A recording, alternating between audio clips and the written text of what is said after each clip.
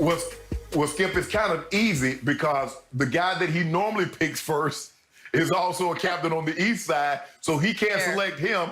And Anthony Davis got hurt and was not a starter. So, normally the guy always, if it's a guy from his team in the starting, he would, LeBron last year, he took I think he took AD. Yeah, he took AD. Mm-hmm.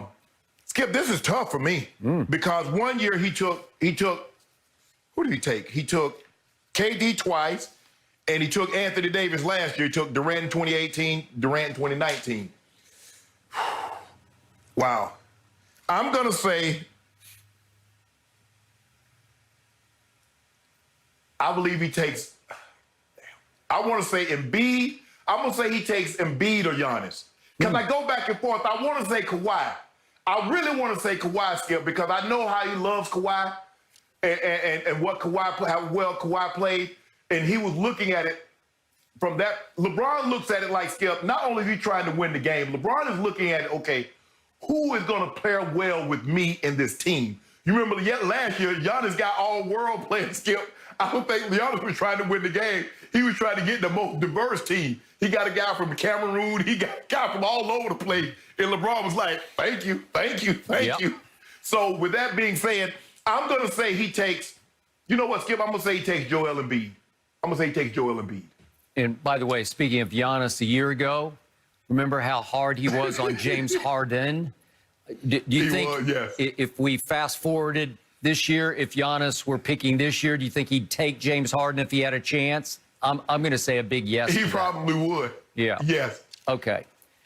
I do agree with you. This is fascinating because there are so many new options because there's no tried and true option. There's no AD, and KD's obviously not going to play, and he's the captain of the other team. So LeBron does have the first pick. So there are several ways he could go.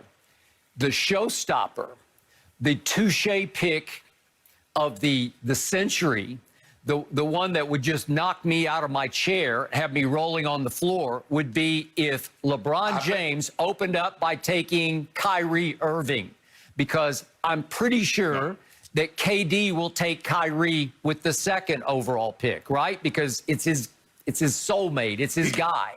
He's taking Kyrie. Yeah, he's taking Kyrie the second overall pick. I agree. Okay. So LeBron is in a very advantageous situation, Skip. If you pick first, you have a decided advantage.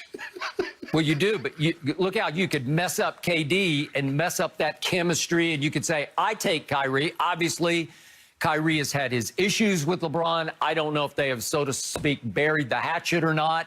There was a while that I thought Kyrie wanted to bury the hatchet in LeBron's back as he left Cleveland, obviously. But the point is, that would be funny to me.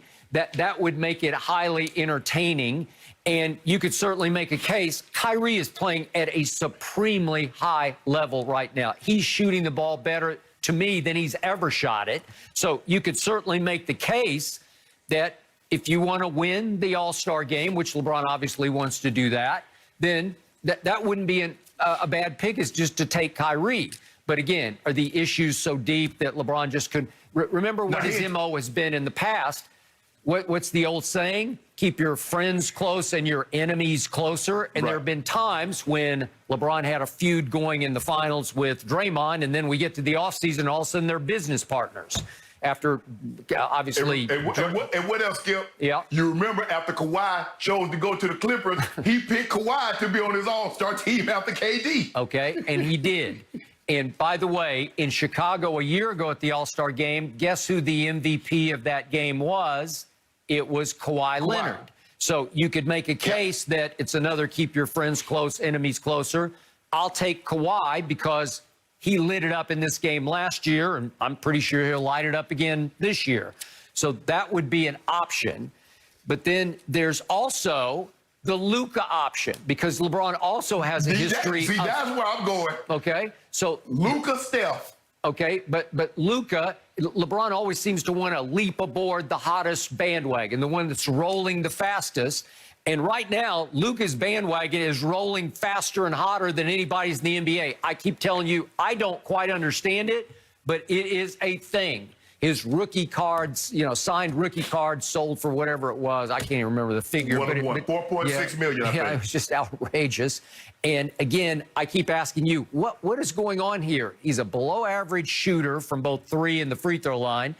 He doesn't play much defense, if any, and he has often been the league leader in turnovers this year. But again, he was the preseason favorite to be MVP, has fallen completely out of that race. But would it shock me if LeBron said, I want to pair up with Luka just because I would enjoy playing with him, sharing the ball with him, sharing the space and the floor with him? It's possible. And remember, remember when he tried to recruit Luka because he wanted to start his own sort of Nike brand like Jordan brand and have Luka as his first big signee of the LeBron brand. So, again, that's got potential. I am also with you. If I had this pick, I'm taking Joel Embiid.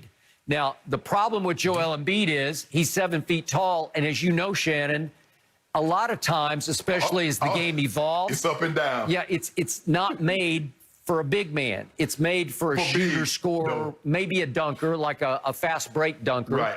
But Joel will run the floor when he feels like it, and I'm sure he'd feel like it in the All-Star game. So I would go there. Well, you changed my mind, Skip.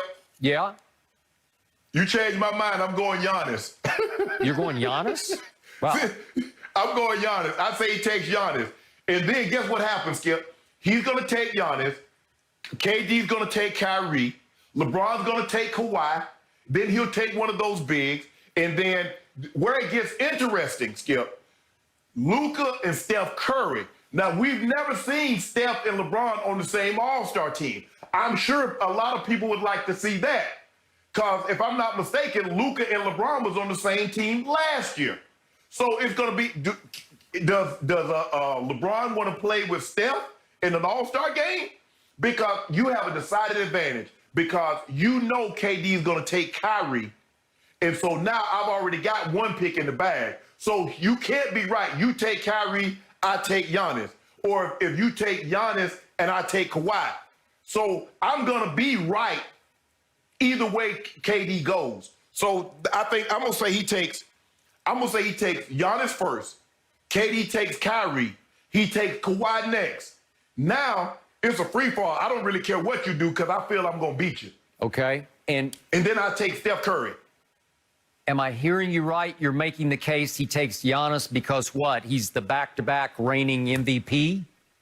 No, because you said they don't play any defense. Well, ain't nobody gonna be posting up. They're gonna be looking to get up and down the court.